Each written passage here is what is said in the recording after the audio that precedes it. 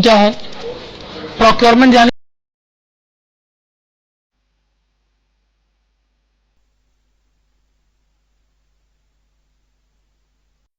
क्या है?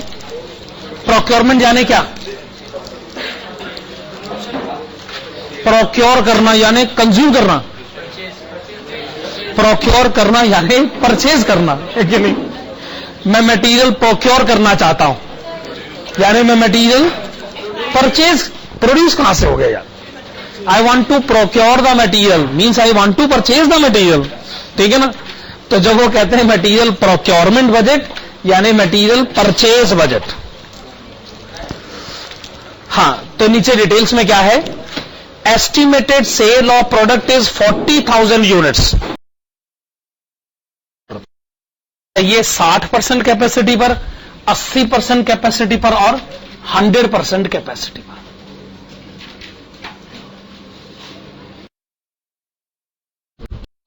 So variable portion is ₹200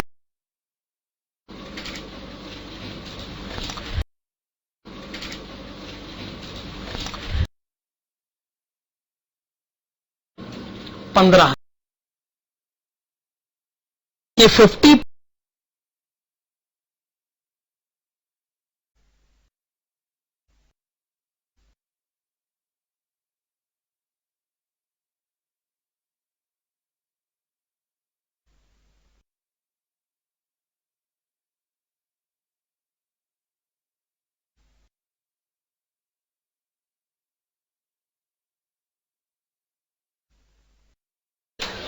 the school plans for a picnic around, ठीक है ना?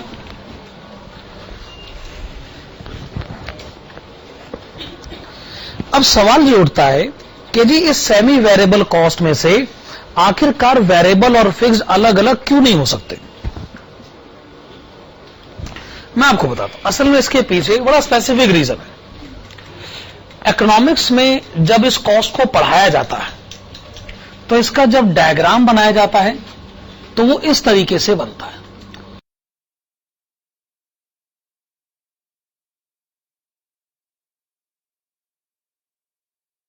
कंपेयर करते हैं तो दूसरे साल में इंटरेस्ट कम है, अकॉर्डिंगली दूसरे साल में लोन रीपेड ज्यादा है। हर अगले साल में क्या होता जाएगा कि इंटरेस्ट वाला अमाउंट कम होता जाएगा और लोन रीपेड वाला अमाउंट बढ़ता जाएगा। देखिए इस क्वेश्चन में लिखा है कि हमने लोन लिया है 50,000 रुपए का, ये क्वेश्चन में लिखा है, और हमने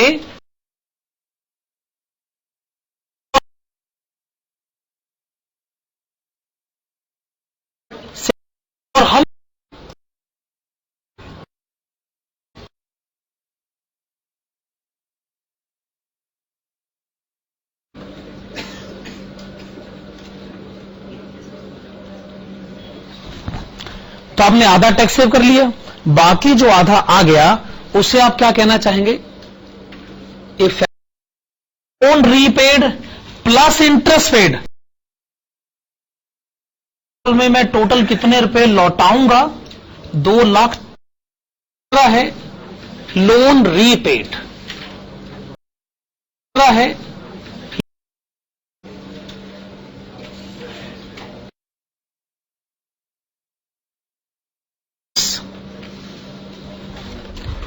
ओके, अब क्या? और इफेक्टिव कैश आउटफ्लो एक बार पता चल जाए फिर हम इसकी प्रेजेंट वैल्यू कैलकुलेट करेंगे, और जब प्रेजेंट वैल्यू कैलकुलेट करेंगे तो ₹1 का फैक्टर भी लिखेंगे और टोटल भी लिखेंगे। अब आप ये सारे कॉलम्स बना लीजिए।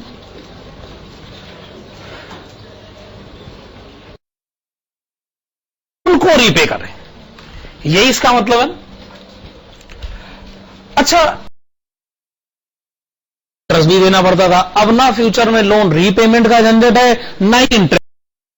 इफेक्टिव कैश आउटफ्लो और इसके ब्रैकेट 16 लाख का अगर डेप्रीसिएशन रिकॉर्ड हो गया तो 16 लाख का 35 फायदे में होंगे। फायदा है 52,804 रुपए। कंक्लूजन लिखेगा।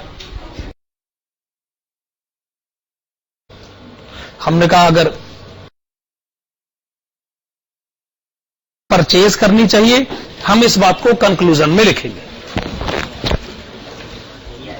सिंस, कंक्लूजन में लिखेगा सिंस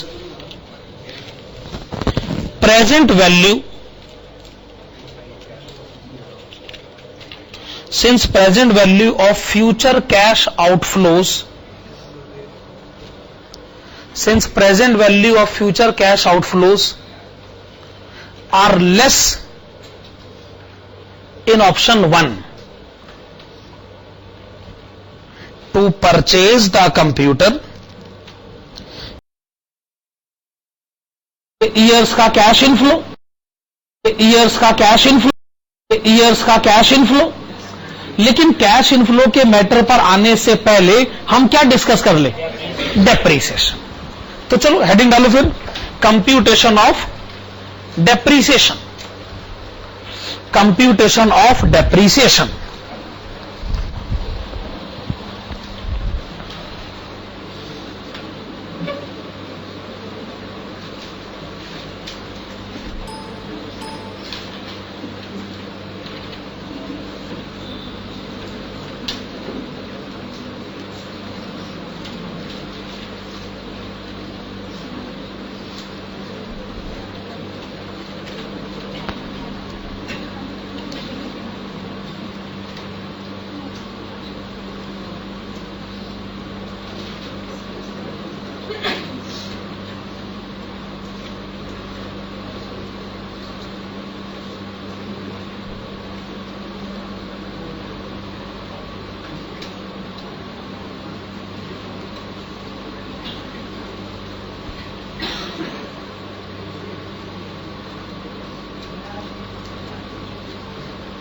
चले, ये कॉलम साहब बनाएगा।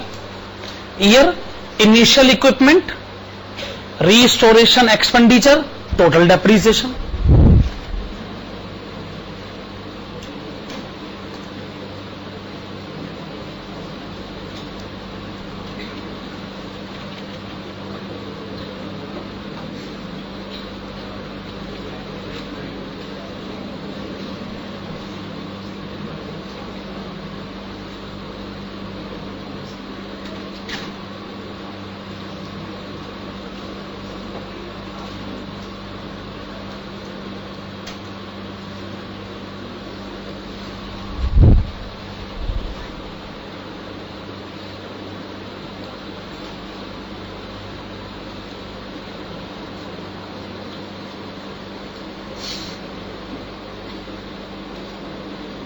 हाँ जी, ईयर 1 to 10। तो आप कह रहे थे कि आपको सम ऑफ ईयर्स डिजिट मेथड के बारे में जानकारी, ठीक है। अच्छा ये बताइए, जो इनिशियल इक्विपमेंट आपने खरीदा है 2.5 लाख रुपए का, इसकी रीसेल वैल्यू कितनी है? 10वें साल के आखिर में 30,000 रुपए। आपने कहा 30,000 रुपए।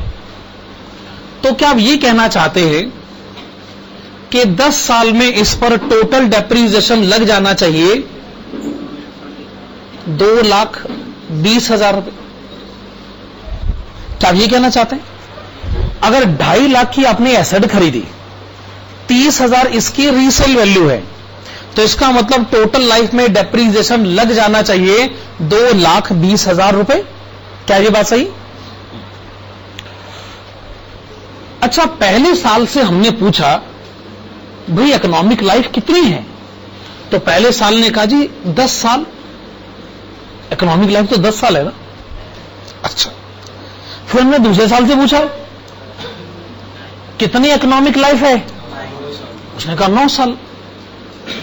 तीसरे साल ने कहा 8 साल, 7, 6, 5, 4, 3, 2, 1,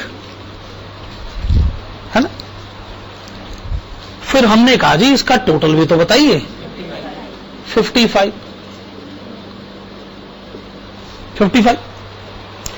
इसका मतलब अगर टोटल डेप्रीसिएशन चार्ज होना है 55, तो उसमें पहले साल का डेप्रीसिएशन होना चाहिए 10 रुपए और आखिरी साल का डेप्रीसिएशन होना चाहिए 1 रुपया। क्या यही इस मेथड का मतलब?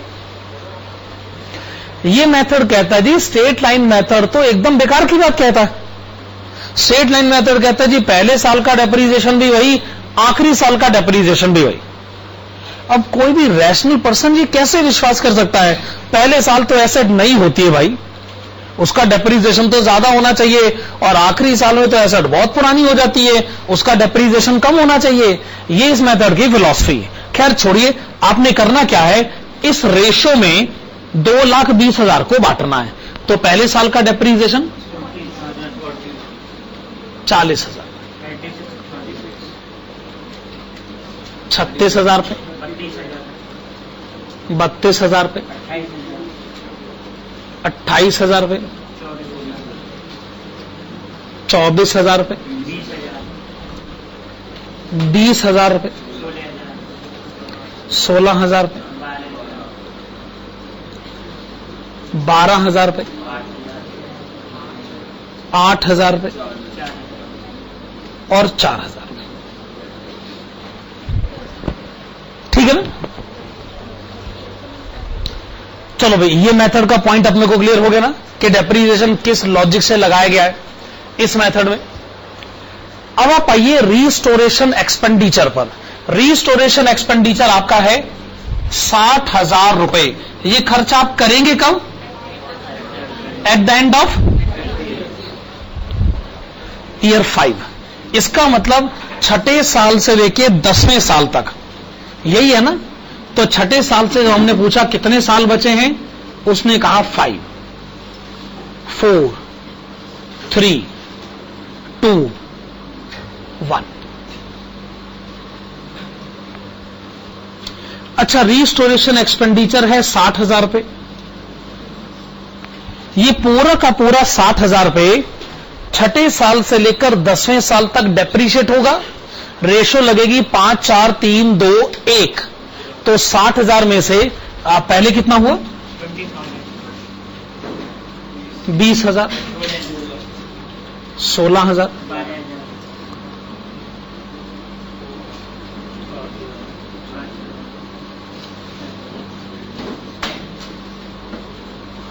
चलो हो गया ये case deal.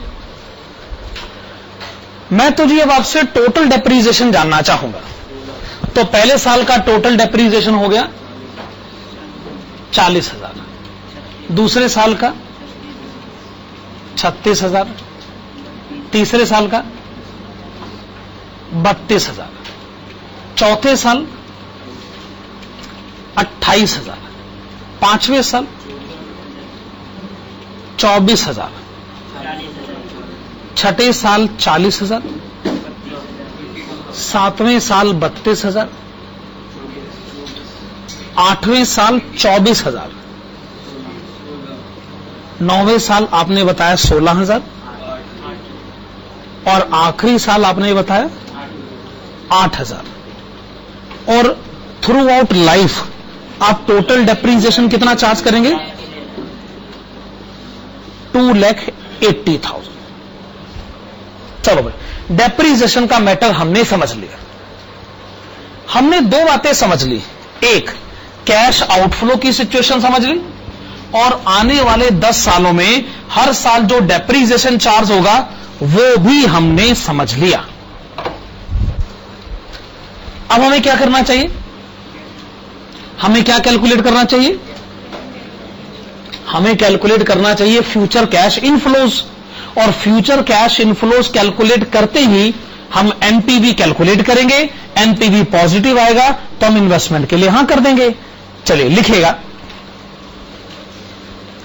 Computation of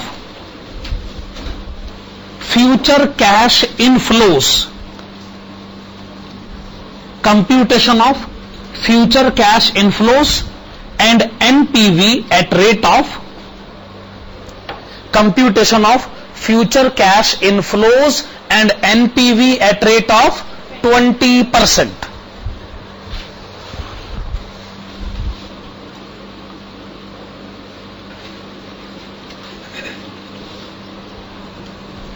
question में आपको एक इंफॉर्मेशन दे रखी है, profit before depreciation, PVAF at rate of 15% years.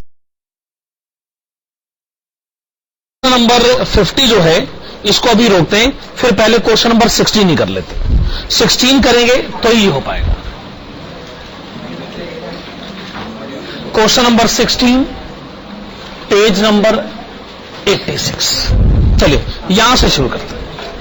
Question number 16 page number 86। A company is evaluating following two mutually exclusive proposals. आप म्यूचुअली एक्सक्लूसिव का मतलब तो जानते हैं ना, मतलब किसी एक ही प्रोजेक्ट में आप इन्वेस्टमेंट करोगे, दोनों में इन्वेस्टमेंट नहीं होगी। प्रोजेक्ट एक्स और वाई की डिटेल्स आपको गिवन है। क्या क्या इंफॉर्मेशन है? एक, इनिशियल कैश आउटफ्लो, दूसरा क्या है, एनुअल कैश इनफ्लो, फिर क्या है, लाइफ। और ध्यान से देखिएगा, लाइफ जो है प्रोजेक्ट एक्स की गिवन है 4 इयर्स, प्रोजेक्ट वाई की गिवन है 7 इयर्स। आप पहला ऐसा क्वेश्चन करने जा रहे हैं जिसमें दोनों प्रोजेक्ट्स की लाइफ्स अलग अलग है। स्क्रैप वैल्यू भी गिवन है। Evaluate the proposal if the discount rate is 15%। 15%। आप हेडिंग डालिएगा प्रोजेक्ट एक्स, प्रोजेक्ट एक्स, और इसमें लिखिएगा PVAF at rate of 15%, brackets में लिखिएगा ईयर्स 1 to 4। हाँ जी, PVAF at rate of 15% years 1 to 4। बताइए 2.855। चलिए आपने बताया 2.855। 2.855। अब एक काम करेगा, पीवीएफ एट रेट ऑफ 15%, और इस बार ब्रैकेट में लिखेगा ईयर 4। अब मुझे चौथे साल का फैक्टर अलग से बताइए। 0.572।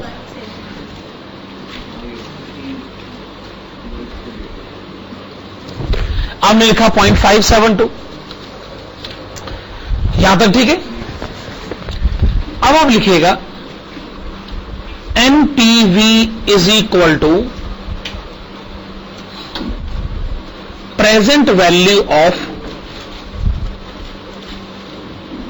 Cash inflows minus initial cash outflow.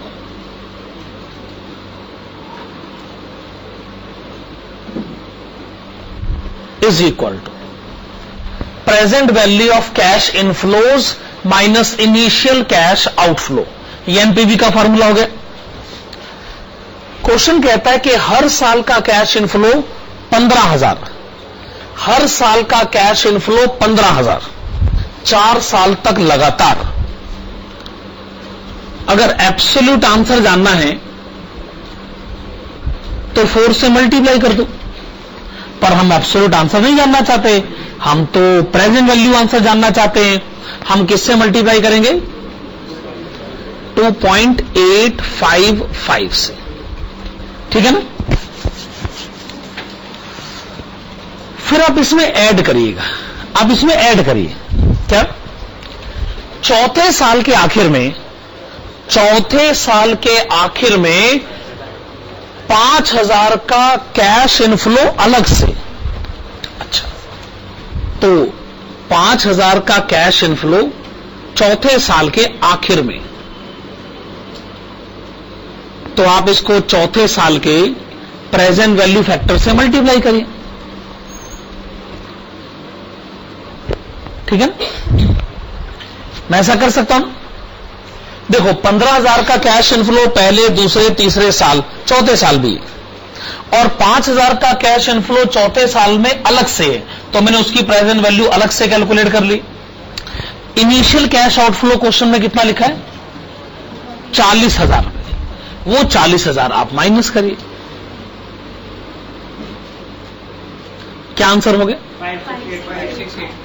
5685। Okay, आपने बताया 5685। प्रोजेक्ट एक्स को आपने कैलकुलेट कर लिया, प्रोजेक्ट एक्स का एनपीवी आपने बताया 5685। अब आप बढ़िए प्रोजेक्ट वाई की तरफ। प्रोजेक्ट वाई की लाइफ हमें दे रखी है 7 years।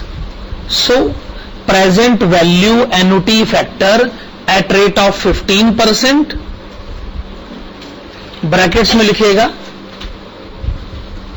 years 1 to 7। बताइए 4.160। आपने बताया 4.160। फिर आप लिखिएगा present value factor eight rate of 15% और इसके ब्रैकेट में लिखिएगा ईयर 7.376। अच्छा, जो 0.376 है, क्या ये 4.160 का हिस्सा है? 7वें साल का फैक्टर 7 साल के एन्युटी फैक्टर का हिस्सा ही हुआ, ऑब्वियसली। एक बार फिर से एनपीवी का फार्मूला लिखेगा, एक बार फिर से एनपीवी का फार्मूला लिखेगा। Present value of cash inflows minus initial cash outflow. एक बार आपने फिर से फार्मूला लिखा, present value of cash inflows minus initial cash outflow.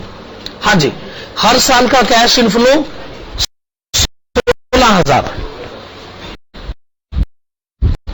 हर साल का कैश इनफ्लो 16,000, 7 साल तक।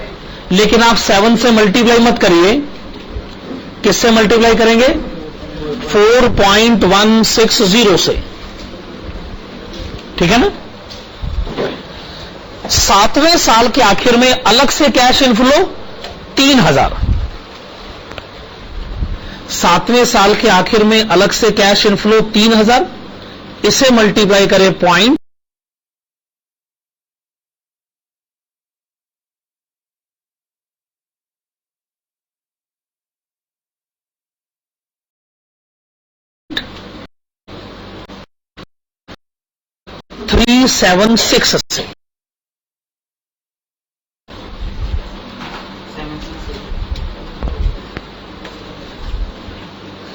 अच्छा, इसमें से क्या माइनस करें हम? इनिशियल कैश आउटफ्लो, जो कि कितना है? 60,000। 7688। आपने बताया 7688। फैसला लीजिए, इन्वेस्टमेंट प्रोजेक्ट एक्स में करना है कि वाई में करना है? वाई में करना है। रीजन बताएंगे?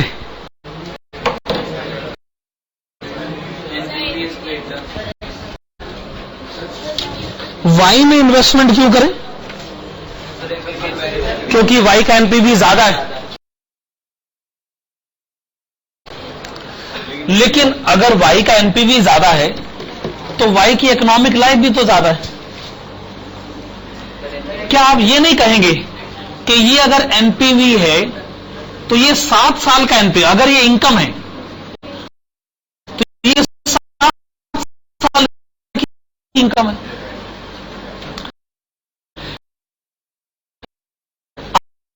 अगर ये कम है तो इसकी इकोनॉमिक लाइफ भी तो कम है, सिर्फ 4 साल। ये 4 साल का एनपीवी है, ये 7 साल का एनपीवी है। क्या ये कंपेयर किया जा सकता है? कंपैरिजन गलत है ना? तो बताइए कंपैरिजन करे कैसे फिर? मैं आपको एक तरीका बताता हूं, क्या मैं एनपीवी पर ईयर कैलकुलेट कर लूं?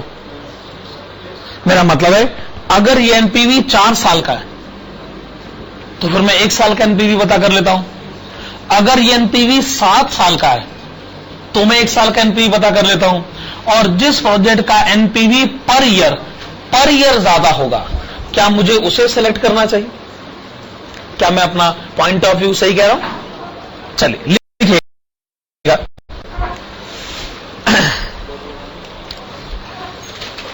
In the given case,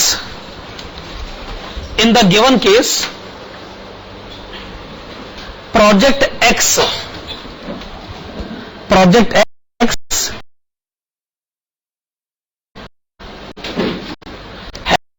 has life of 4 years. Project X has life of 4 years, whereas project Y has life of 7 years. Project X की लाइफ 4 साल, प्रोजेक्ट Y की लाइफ 7 साल।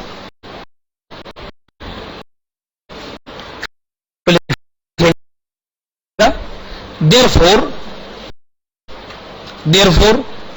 the investment decision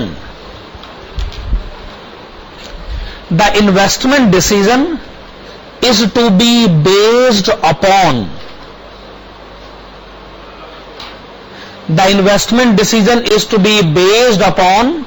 the amount of NPV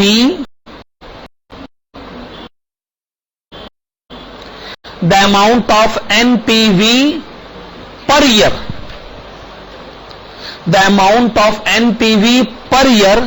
which is technically known as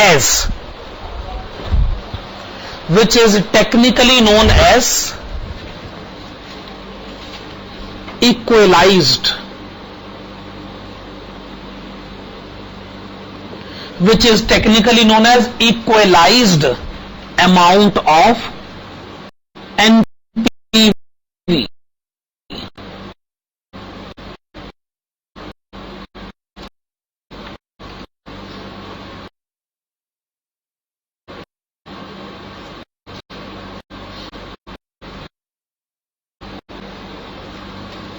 point clear?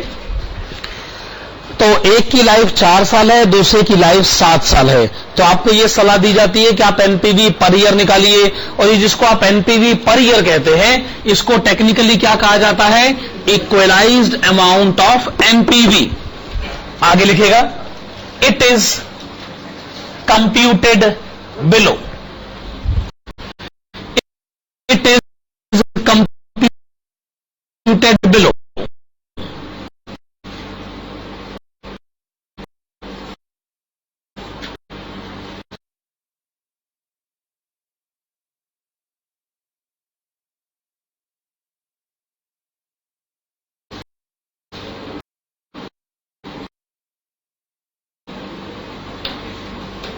Project x, देखिए project x का NPV है 5685।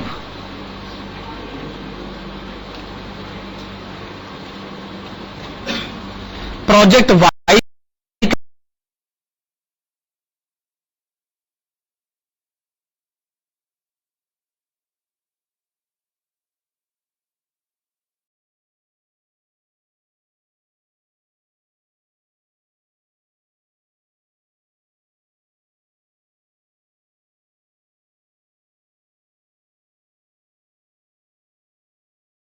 NPV कितना है?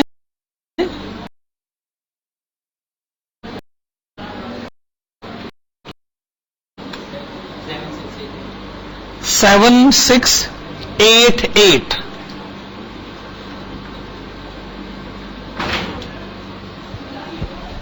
हाँ जी, एक्स का एनपीवी 4 साल का है, तो इसे 4 से डिवाइड हो जाना चाहिए। वाई का एनपीवी 7 साल का है, तो इसे 7 से डिवाइड हो जाना चाहिए। क्या ये बात सही?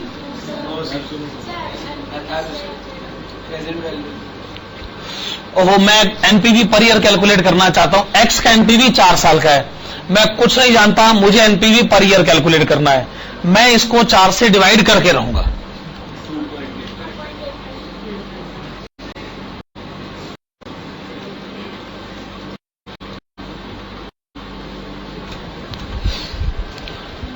तो आप देख लीजिए, मैंने एक्स के एनपीवी को 4 से डिवाइड कर दिया। अगर आपको ये 4 नहीं दिख रहा तो ये आपकी नजर का धोखा है। ये 4 ही है, ये 4 की प्रेजेंट वैल्यू है। 2.855 क्या है? फ्यूचर में मिलने वाले 4 रुपए की ये प्रेजेंट वैल्यू ही तो है। उसी तरीके से y को आप 7 से नहीं, 7 के प्रेजेंट वैल्यू एन्युटी फैक्टर से डिवाइड करें, 4.160।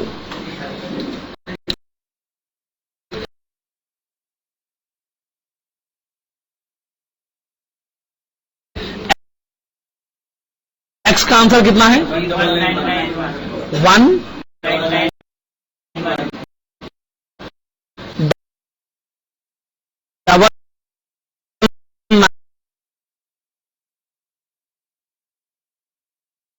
1848।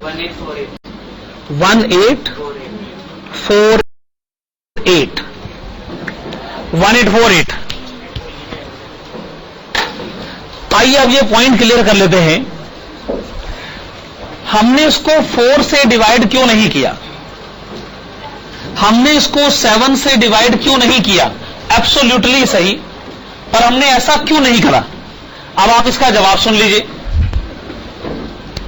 अगर कोई आपसे कहे 1 साल का कैश इनफ्लो है एक्स, लिसन प्लीज,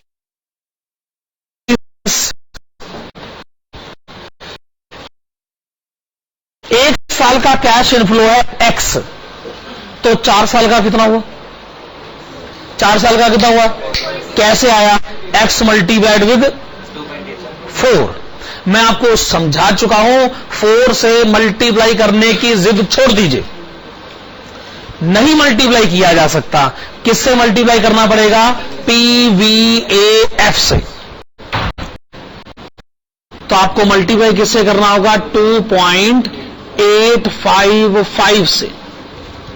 ओके? जब मैं कहता हूं कि 1 साल के आंसर को 4 साल का बनाओ, तो आपने कभी 4 से मल्टीप्लाई नहीं करा, आपने PVAF से मल्टीप्लाई करा। अब मैंने कहा 4 साल के आंसर को 1 साल का बनाओ, तो क्या आप 4 से डिवाइड कर दोगे? मतलब मल्टीप्लाई करते समय अलग पैरामीटर और डिवाइड करते समय अलग पैरामीटर। अरे जब 1 साल का आंसर 4 साल का बनता है तो 4 से मल्टीप्लाई नहीं होता ना। उसी तरीके से जब 4 साल का आंसर 1 साल का बनेगा तो 4 से डिवाइड कैसे हो सकता है? ना मल्टीप्लाई करते समय 4 मल्टीप्लाई हुआ, ना डिवाइड करते समय। इस बात का ध्यान रखें, जब 4 साल के आंसर को 1 साल का बनाना है तो 4 से नहीं, उसके PVAF से डिवाइड करें।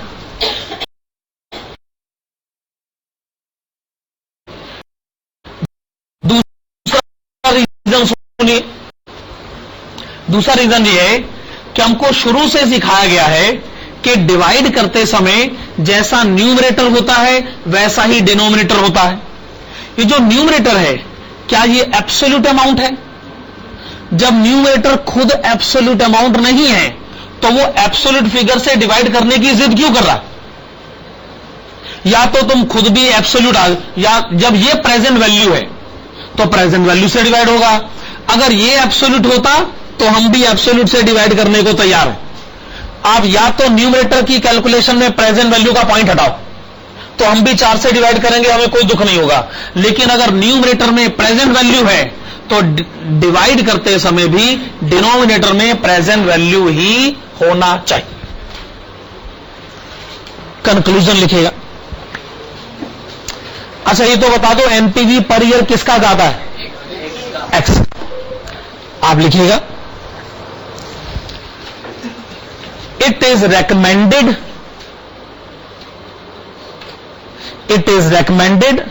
To make the investment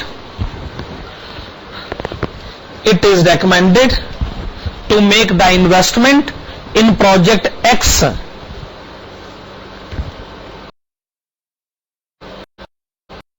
because the equalized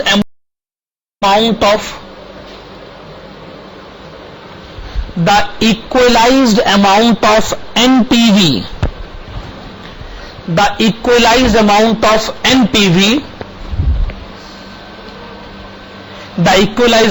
of NPV is more in its case. The equalized amount of NPV is more in its case.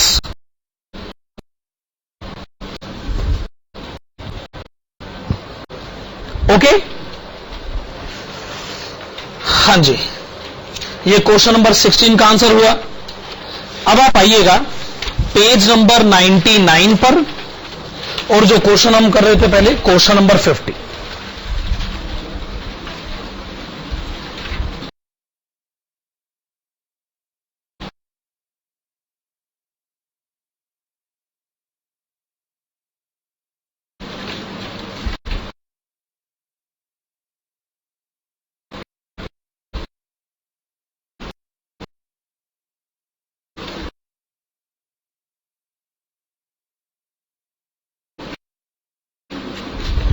Question number 50 की तरफ आइएगा।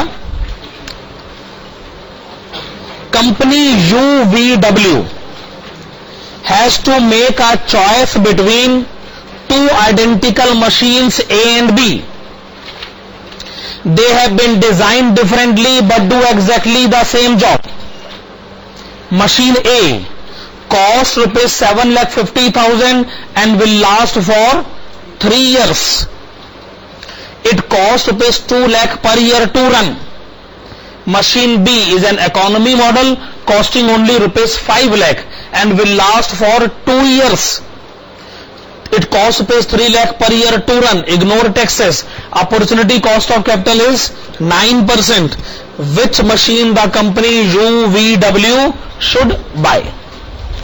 क्या इस क्वेश्चन में मशीन X और machine Y की life unequal है?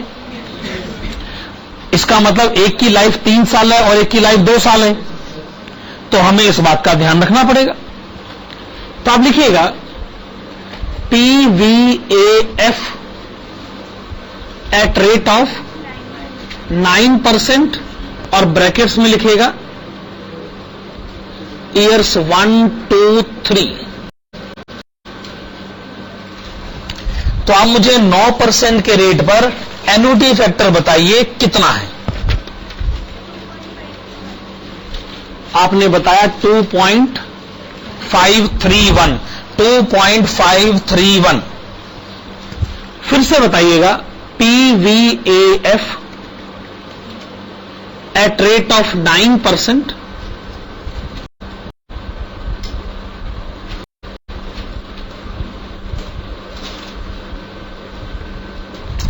पहले 2 साल का एन्युटी फैक्टर बताएंगे 1.759।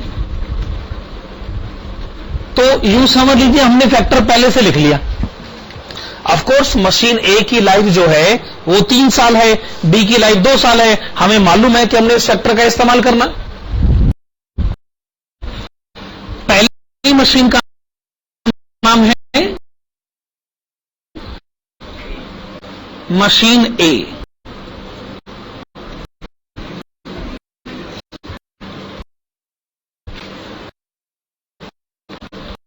ओके, मशीन ए। ये बताइए कि जब आप मशीन ए खरीदोगे तो आपको इनिशियली कितनी पेमेंट करनी होगी?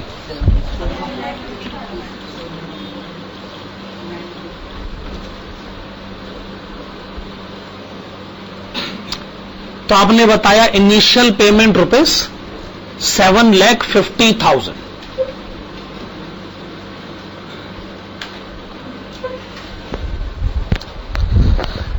अब इनिशियल पेमेंट की तो कोई प्रेजेंट वैल्यू आप अलग से कैलकुलेट नहीं करोगे।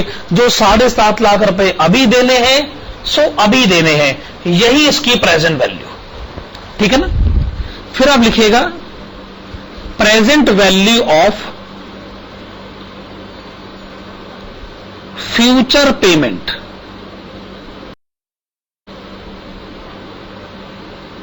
पेमेंट को आप कैश आउटफ्लो भी कह सकते हैं। हाँ, तो आपको हर साल कितनी पेमेंट करनी पड़ेगी? 2 लाख रुपए 3 साल तक। तो आपको 2 लाख रुपए की 3 बार पेमेंट करनी, 3 बार। पर आप 3 से मल्टीप्लाई मत करना, आप मल्टीप्लाई करो 2.531 से। 506,200। फिर आप दोनों का टोटल करो,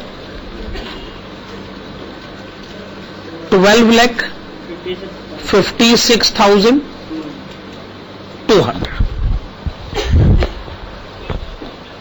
अगर आपने मशीन ए खरीदी तो 7.5 लाख की पेमेंट अभी करो, 2 लाख रुपए की फ्यूचर में 3 बार पेमेंट करो, पर उसकी प्रेजेंट वैल्यू आपने कैलकुलेट कर ली, ठीक है। अब आप लिखिएगा मशीन बी। अच्छा, अगर मशीन बी खरीदोगे तो इनिशियली कितनी पेमेंट करनी होगी? 5 लाख रुपए। आपने लिखा इनिशियल पेमेंट ₹5 लाख। फिर आप लिखिएगा present value of future payment.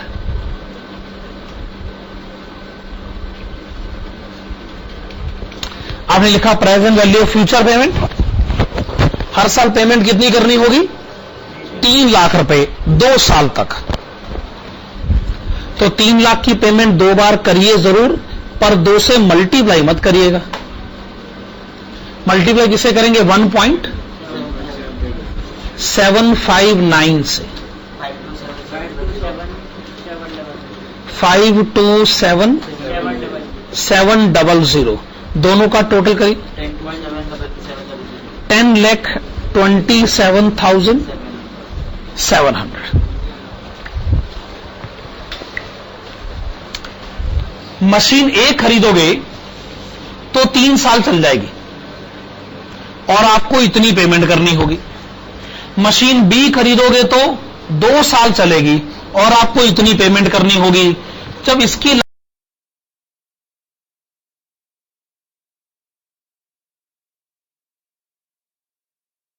Life 3 साल है, इसकी लाइफ 2 साल है, जब दोनों की लाइफ ही अलग अलग है तो पेमेंट के बेसिस पर तो हम फैसला दे ही नहीं सकते। लेकिन अगर हम अपने आंसर को पर ईयर बेसिस पर ले आए तो हम फैसला दे सकते हैं। तो आप लिखेगा in the given case machine A has life of 2 years. Machine A has life of 2 years and machine B has life of 3 years. चलिए, आपने मशीन ए मशीन बी की अलग अलग लाइफ के बारे में बात करी है। Machine A has life of 3 years and machine B 2 years. Check कर ले, मशीन ए की लाइफ है 3 साल और मशीन बी की लाइफ है 2 साल। ओके, ए की लाइफ 3 साल, बी की लाइफ 2 साल। आगे लिखेगा therefore the investment decision is to be based upon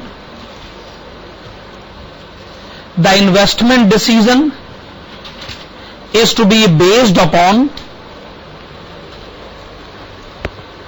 the amount of cash outflow the amount of cash outflow which is computed on per year basis.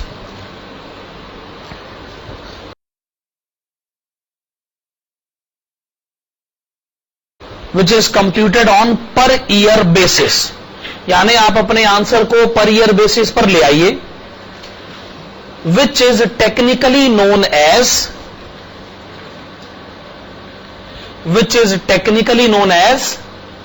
equalized amount.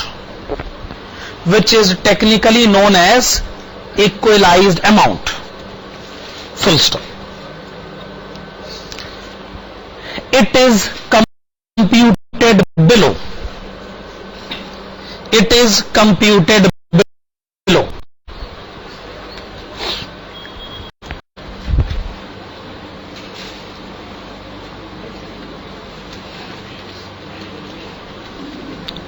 Machine ए.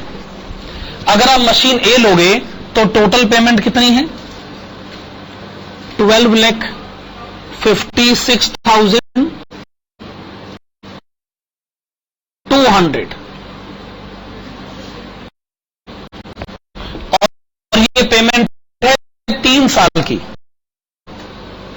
पर आप 3 से divide मत करिए, आप divide करिए 2.531 से.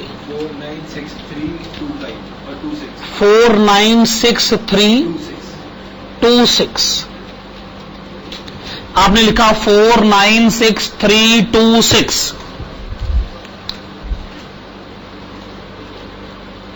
अगर हम मशीन बी लेंगे तो टोटल पेमेंट करनी होगी 10,27,700.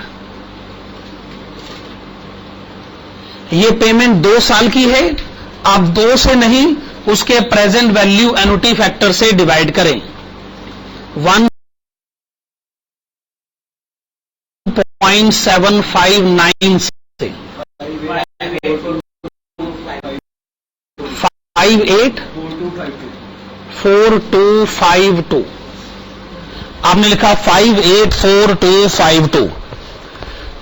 आप उस मशीन को पिक करना चाहोगे जिसकी पेमेंट पर ईयर कम है. पर ईयर और पेमेंट पर ईयर मशीन एक ही कम है. तो आप लिखिएगा it is recommended to purchase machine A.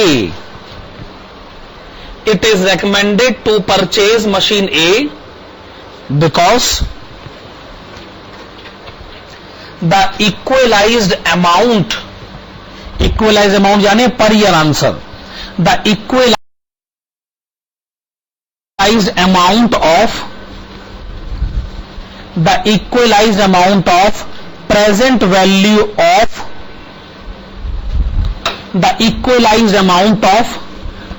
value of cash outflows. The equalized amount of present value of cash outflows will be least in its case.